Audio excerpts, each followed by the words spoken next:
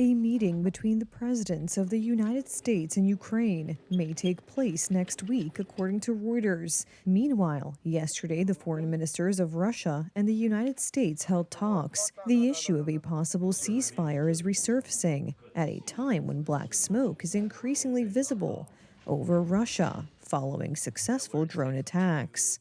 These are photos from the suburbs of St. Petersburg, where Ukrainian drones struck the warehouses of a major online retailer. This is not only another painful blow to Russia's image, but also a tangible loss for businesses. We are unable to repay our loans because sales have been suspended following the destruction of our warehouses. The tax payment deadline hasn't arrived yet, but it's approaching, and we most likely won't be able to pay those either.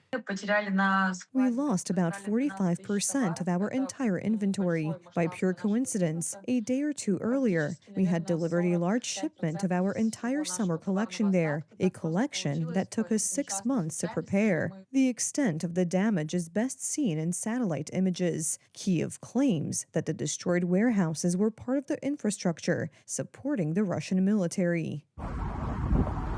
Further daring Ukrainian attacks on logistics centers, refineries, and electronics plants are causing increasing chaos in the Russian economy, and the lines at gas stations in a country sitting on oil reserves are the best example of this. Russian dissatisfaction is also evident in public opinion poll results. Over the past year, the percentage of respondents who believe the country is heading in the right direction has fallen by 20 percentage points, while the number of negative responses has risen by the same amount.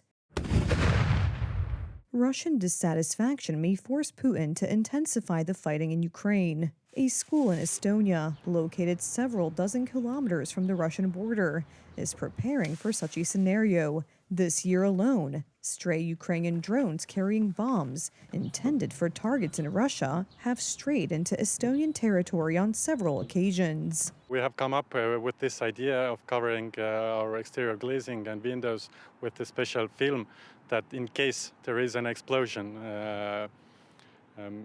in 100 meters radius, then the shattered glass. However, another scenario is possible, although less likely: a ceasefire. Yesterday, the heads of U.S. and Russian diplomacy discussed the situation on the Ukrainian front in the Philippines. He thinks it's a stupid war. He thinks it's a senseless war. And if we can play a role in bringing it to an end, we're going to use the power and influence of the United States to do so. And we're prepared to do that if the opportunity presents itself, and I hope it has, and I hope it does. U.S. media are reporting on a possible meeting this coming Tuesday between the presidents of the United States and Ukraine in Washington.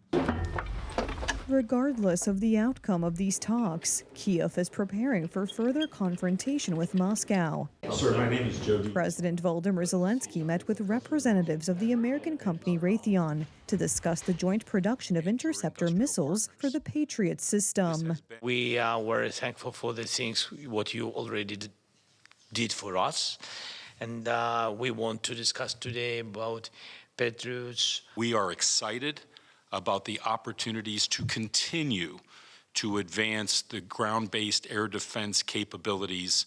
President Zelenskyy also announced a reshuffle in the government. Former Defense Minister Mikhailo Fedorov is to be responsible for overseeing military innovation, and former Prime Minister Yulia Sviridenko is to become ambassador to the United States.